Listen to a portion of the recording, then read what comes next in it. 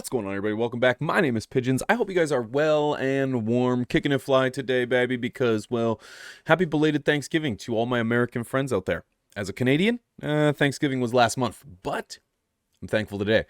Today, we're going to be talking about growing in a tent and whether or not it's going to be beneficial for you and why I think you should be switching to a tent. If you're not growing in a tent, coming from somebody that never used to grow in a tent, you're wasting your time, you're wasting energy, particularly if you're a home grower, and I want to discuss about it in this video. First things first, the reason I think that you should be growing in a tent is controllability. To start things off, why not have full control over your environment? With a tent, it's sealed up. It's got zippers, it's got Velcro, it's got vents, it's got everything you need, including reflective material to help you grow the best product necessary. If you're using a room, a closet, a bedroom in your house, it's going to be a lot more difficult to retrofit that room to mimic a tent. Adding the reflective material on the walls, adding stuff to hang the lights and your exhaust fans and your meters and it takes a lot. A tent already has a lot of that already hooked up. You've got the bars across the top, you've got the reflective material, you've got the ports so that we can bring in electrical cords or let them out, and you know what, you've got vents and so on and so forth. This is going to make starting out so much better. Why not take full control over your grow space with a grow tent? It even makes managing CO2 that much better. A lot of times I get asked, Pigeons, would you recommend using a CO2 dispenser in your garden? The answer is no, unless you're using a tent. I honestly feel that if you're not using a tent, a lot of that CO2 that you could be harnessing and using to improve your plant's health is going to be lost throughout the room, whether it goes into the ceiling, whether it goes underneath your door. It doesn't make for the most concealed space if you're not growing in a tent. Grow in a tent, you can manage that CO2. You can keep the humidity inside the tent. Same goes for the temperature. Keep the temperature inside the tent or keep the temperature outside the tent if it's too cold or too hot. A tent's going to make that a lot more enjoyable and manageable. One thing that you don't have to worry about in a tent is managing the seasons. When you're outside or if you're in a large room, as the ambient temperature increases, so will the room inside. As the ambient temperature decreases, so will the room inside. If you're growing on concrete, if you're going in a concrete room, these are things that you're gonna have to take into consideration as you move forward throughout your grow as the seasons progress. Have a tent, add a little insulation on the bottom, you're laughing. You're not gonna need any pallets. You're not gonna have to build a subfloor. No. Throw up a tent, put a little bit of insulation between the bottom and the floor, you're laughing. Save energy. Why heat an entire room when you can get away with just heating a 4x4, 5x5, 3x3 tent? Use the resources you need to grow the product that you have.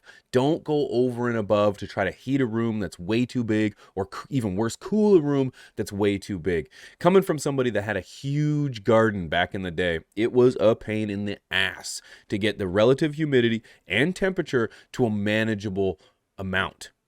You want your plants to be higher than that 70 degrees, lower than the 90.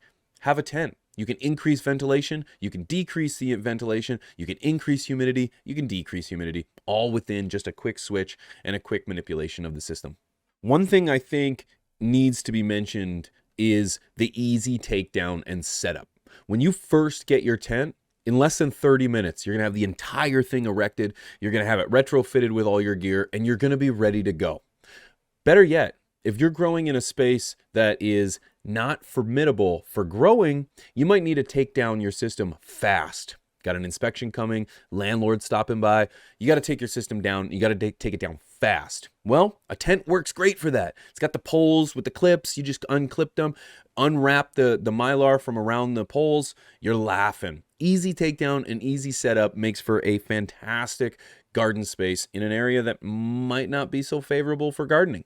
One thing it allows is for great product. If you're able to manage the environment, you're able to manipulate the environment, you're able to hone it in to get those precise temperatures and that precise humidity, you know what? Your product is going to thank you for it. You're going to have better product because you've manipulated and controlled your environment. There's no outside variables. There's nothing that you need to worry about. That's because you're gardening in a tent. And let me tell you, having control over the system, whether it's the environment or even the lack of bugs, is crucial when it comes to getting your plants all the way through the veg and the flower stage. So a major impact is being able to control pests. One thing that I think is to be noted is how many tents should you have? I think the minimum is 2 tents. You want a veg tent and you want a flower tent. The veg tent will allow you to control the lights at like an 18:6 light cycle, while the flowering tent will allow you to keep the tent in a 12:12 light cycle. 2 separate tents, they're not going to interfere with each other. The light leaks aren't going to go over into the other tent. It's wonderful having a 2-tent perpetual setup in your garden. And of course, if you're looking for either the best in tents, the best in lighting, the best in garden equipment, consider checking out our sponsors.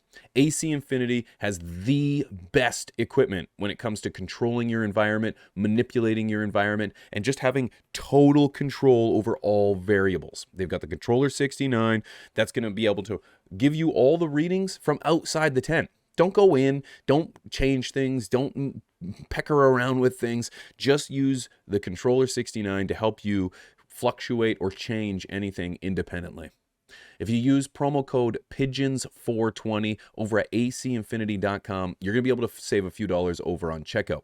If you're looking for some of the best lights in the game, consider checking out Spider Farmer. In these particular tents, I'm using the SE5000 and the SE7000. The SE7000 is perfect for a flowering tent because it reaches all corners of a 4x4 tent, giving you maximum coverage. If you want to check out these lights, head on over to spiderfarmer.ca. Use promo code PIGEONS5.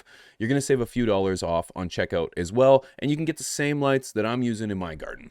And for those curious, if you haven't noticed, there's no plants over here. If you head on over to the Social Club, which is a brand new weed-friendly platform, I think you're going to enjoy it over there. I'll be posting cannabis videos, cannabis pictures, bud porn, all that fancy stuff. Trying to keep it off Instagram, off YouTube where they don't want it, and put it on a platform where they do. So, the Social Club, follow me at Pigeons420. If we can hit 500 followers, maybe a guy can get verified. Huh?